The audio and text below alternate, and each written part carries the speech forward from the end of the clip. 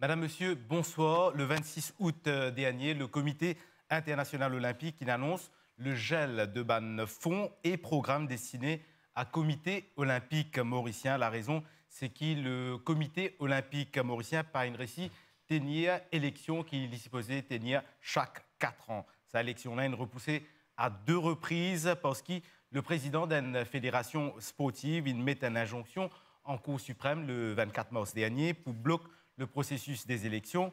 Là, on a une échéance qui peut arriver très vite, le 18 et le 19 septembre prochain, c'est-à-dire dans une semaine à Lausanne, en Suisse, pour une importante réunion du comité exécutif du Comité international olympique, que le cas de Maurice pour figure à l'agenda. Le Comité olympique mauricien risquait une sanction encore plus sévère et ça capable jusqu'à suspension.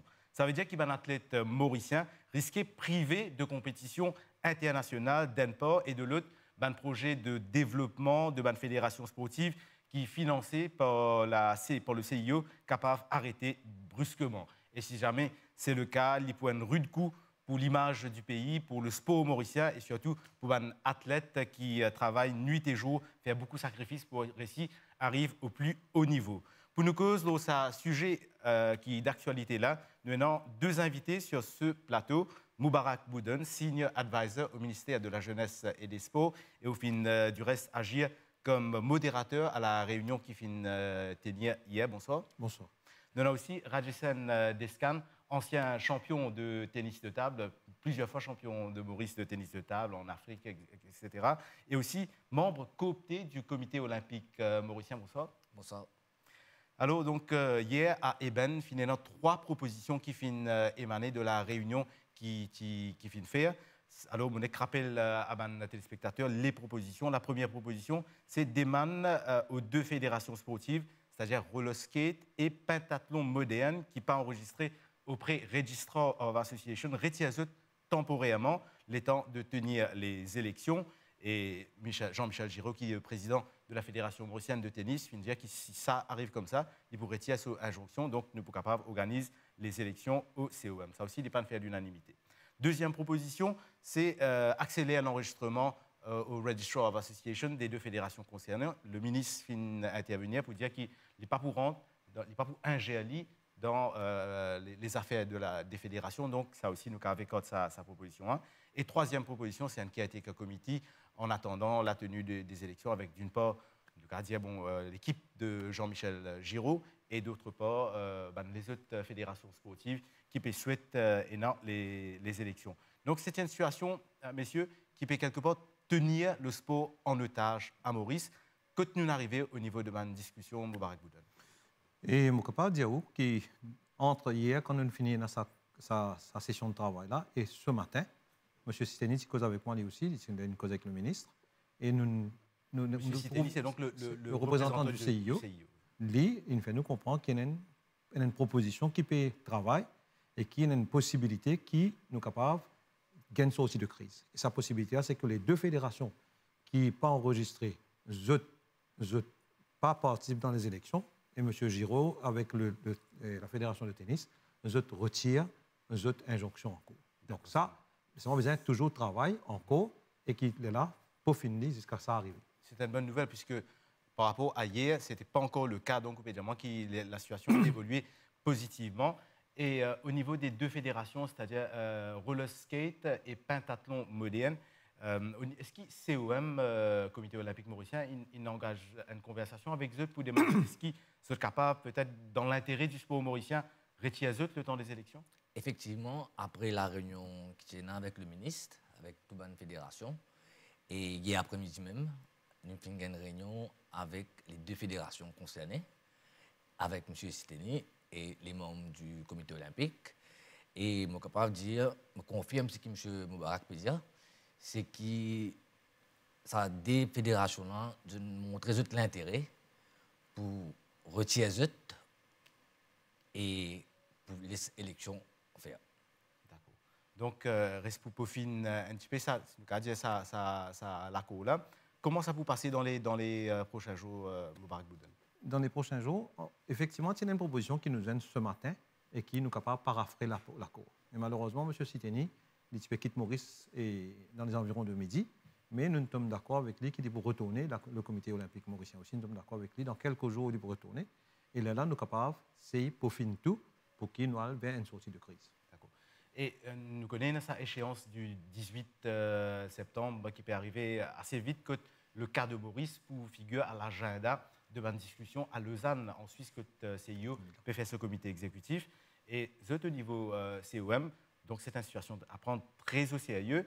Et comment je peux dire avec ça? Bon, nous sommes en contact avec les membres du CIO et nous sommes capables de dire qu'il y a une première sanction que nous coupe nous font. Et là maintenant, le 18-19, c'est plus crucial. Et je ne fais nous connaître, si nous pas réussi à trouver une solution, nous sommes capables de gagner une sanction encore plus sévère. Donc là, la sanction, si je comprends bien, l'IP touche plus les bons projets de développement qui sont financés par la fédération. Exactement, effectivement. Et là, il n'y a pas plus par contre la solidarité olympique pour un athlète. Non, pour un athlète, non. Et même pour une bourse olympique, ça, il peut continuer. Et même pour un jeu, il ne peut pas affecter un athlète. Mais par contre, il peut affecter un cours, les autres projets pour le comité olympique, ça ne va pas faire. C'est mon cas, pour une petite précision, la lettre dit que tous les fonds de l'ACNOI, du comité olympique international et de la solidarité olympique qui donne à la fédération, le CNO de Maurice, ça peut arrêter, mais la bourse qui est déjà en cours. Ça va la bourse là. Donc, pas une nouvelle bourse là, d'après situation. Non, c'est qu'il au fait, la bourse olympique pas encore commencé. Pas encore commencé. Il peut débuter normalement. Nous finissons avec nous au CIO là-bas. Maintenant, CIO peut valider ça avec la fédération internationale. Là, vous pouvez nous connaître si on a approuvé ou pas. Mais de l'autre côté là, moi presque sûr et certain qu'il va la tête là, je ne vais pas vous perdre. En tout cas, monsieur qui est un athlète, un parent qui peut être nous à la télévision aujourd'hui, c'est inquiet. Le sport mauricien inquiet parce qu'il donne beaucoup de dépenses. Là, nous avons par exemple Kimberley Lecou qui peut faire le drapeau flotté dans le Tour de France. Nous avons le but magnifique du Mauricien William François hier en football contre Angola. Donc tout ça là, les sportifs, je peux épanouir les autres si brusquement, les autres retrouvent les autres comme dans une situation que n'est plié d'un financement, n'est plié d'une reconnaissance, de pas qu'à représenter le propre pays, ce serait très dommage pour Barack Gouden. Moi, j'ai envie de revenir là, ça une sanction qui nous capable de gagner si jamais par ici trouver une solution. Parce que la solution n'a pas encore été avalisée, nous dire. Qui une sanction nous capable de gagner, par exemple? Une sanction qui dépend de chaque pays. Ce n'est pas une sanction qui nous dit des standards.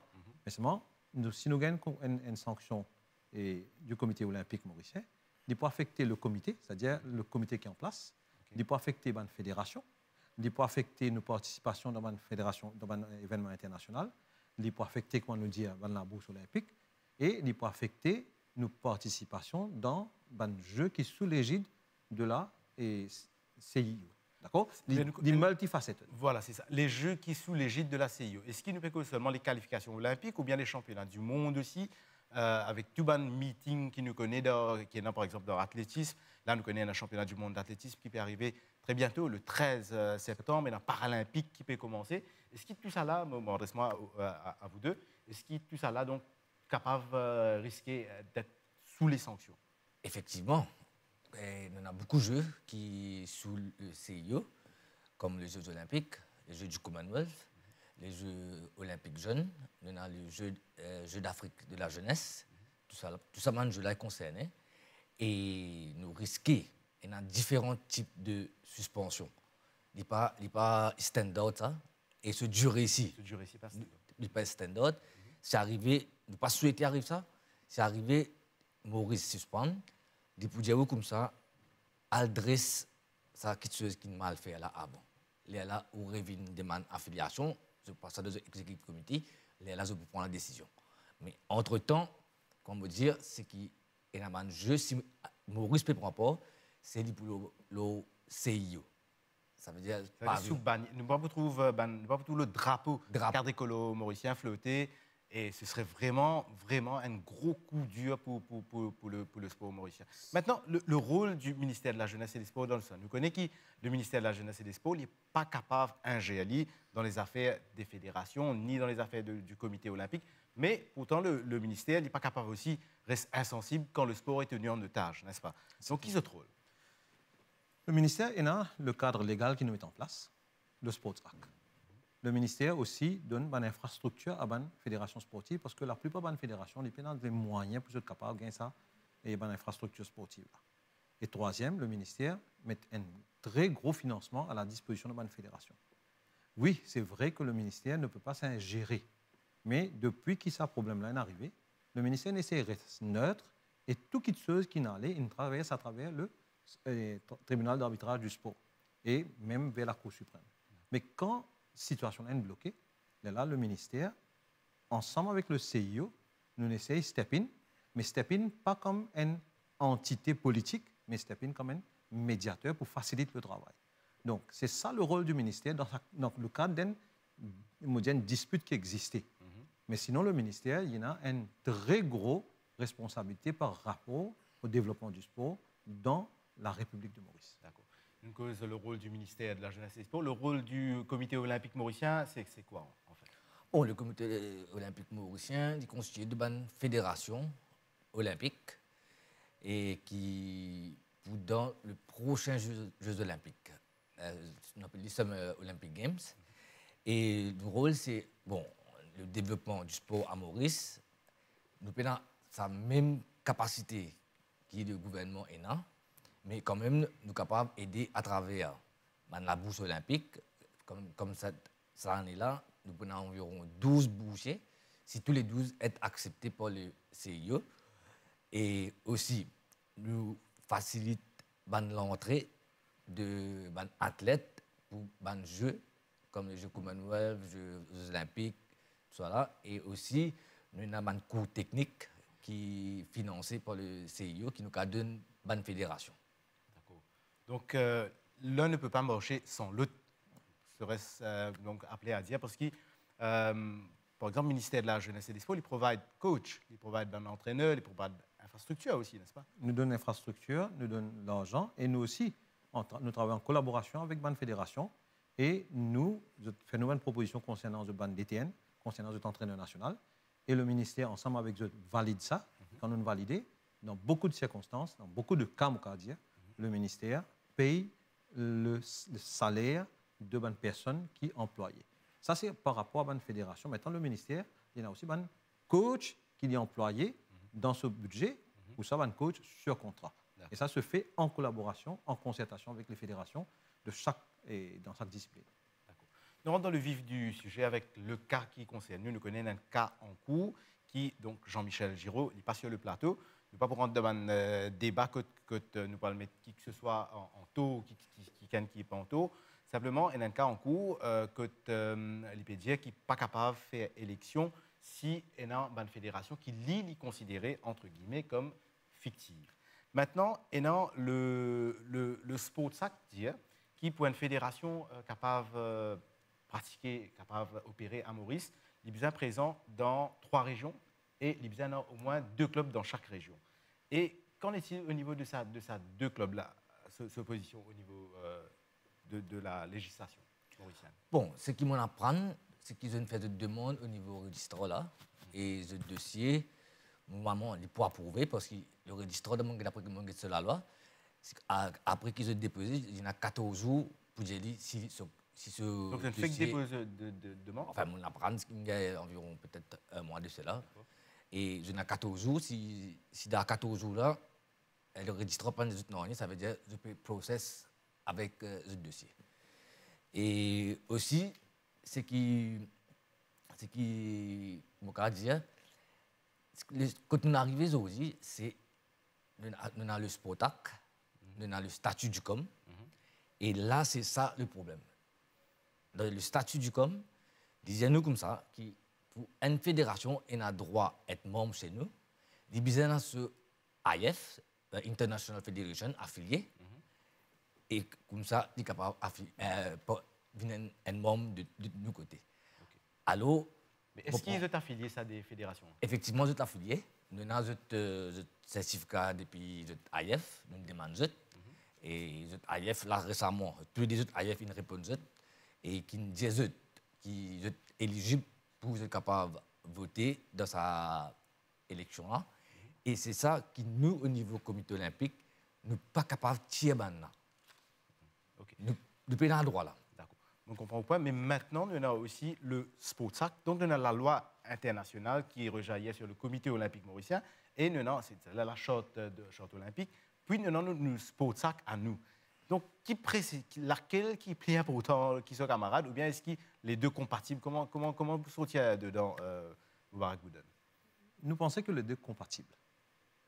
D'ailleurs, dans la lettre que le gouvernement envoie au Comité olympique international, Findiali qui nous reconnaît l'autonomie de toute une fédération qui opère sur le territoire mauricien. Mais seulement, quand on opère sur le territoire mauricien, il y a une petite chose qui nous dit que vous avez un statut légal. Et dans la dernière lettre du 26 août qui fut envoyée par le Comité olympique international à la CNO, là-dedans, il dit que l'obligation pour une fédération enregistrée comme une entité légale n'est pas contraire à la charte olympique. Maintenant, nous qui nous disons, c'est le seul besoin qui nous demandait là.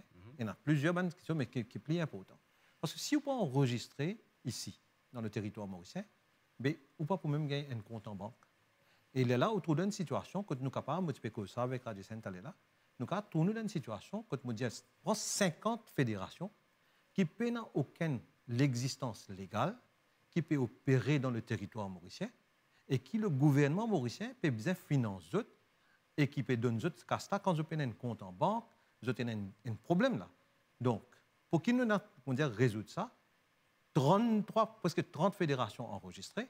Il y en a 2 fédérations qui, depuis 2013, pas enregistrées. Justement, vous êtes là depuis 2013. Bon, vous connaissez le point soulevé par certains, c'est déjà qui, là, depuis 2013, vous votez d'ailleurs aux dernières élections de 2021, n'est-ce pas?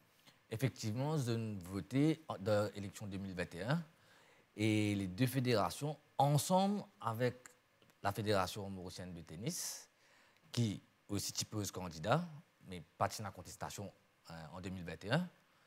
Et valeur actuelle, nous peut causer, Fédération de tennis est toujours le 2e vice-président côté nous, à l'instar de M. Camille Patel. Et ça, dès l'autre fédération là aussi, qui en a un dedans, M. Manu Chogumpet, qui est aussi 3e vice-président.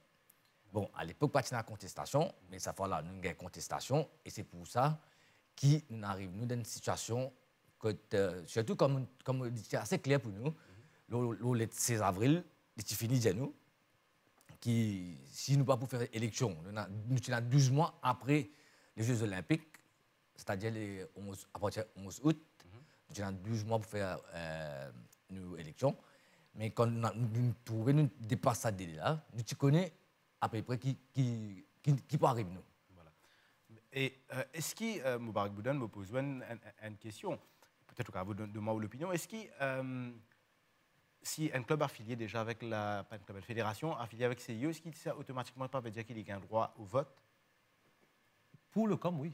Pour le COM. Mais pas pour le gouvernement mauricien, parce que sa décision qu'il prend en 2013 de la Cour suprême, qui est la Cour et la plus haute instance en Maurice, mais très vite, nous reste seulement 2 minutes avant la fin de l'émission. Mais c'est très important. Aussi longtemps que sa décision-là, sa décision de la Cour suprême, là, n'est pas contestée en appel. Rapidement, en 2013, donc, il y a un cas assez intéressant que la Fédération mauricienne de triathlon, qui le jeune cas en Cour suprême pour contester une lutte association de triathlon qui peut refaire une fédération, c'est ça? Non. C'est la Fédération mauricienne de triathlon et M. Alain Saint-Louis qui fait une application contre une série de monde parmi là-dedans. Il y a la Fédération de fencing, rowing, hockey, canoë-kayak, Mauritius Weightlifters and Powerlifters Association, Modern Pentathlon. Et ça, le juge Bouchandoma donne un jugement et qui n'est pas contesté. Quand il n'est pas contesté, il crée un précédent. Donc, il y a un précédent dans la loi Maurice qui n'est pas capable de compte. Nous arrêtons là. Là, ce sujet-là, pour vous dire une dernière question. Monsieur, est-ce que nous pouvons sortir de la crise? Nous reste seulement 60 secondes avant de terminer. Nous, c'est tout le souhait qui nous est là, c'est que nous sortions de cette crise-là. Mais il faut donner la bonne volonté des deux côtés. D'accord? De la bonne volonté. Moi, tiens, on veut attirer l'attention que ce matin, nous avons une réunion avec M. Giraud. Lui aussi, il a sa bonne volonté pour que ça arrive. Mais il faudrait qu'il y ait des deux côtés et nous mettre un peu de l'eau dans nos yeux. Et là, nous avons fait ça arriver. Rapidement, Radji. Et moi, je suis très, très confiant. Et d'après la réunion hier soir, qui nous sortit de la crise là, et ça des fédérations, nous causons. Maintenant, moi, M. Moubarak peut dire, si M. Giraud il donne nous garantie qu'il peut checker la cour et l'élection pour faire le plus vite possible. En tout cas, nous souhaitons que le sport mauricien ne soit pas pénalisé dans tout ça et qu'il y ait un athlète continue donc épanouir eux-mêmes dans l'intérêt du sport mauricien. Merci Radjessan Descan, merci Moubarak Boudon. Bonne soirée à vous. Merci.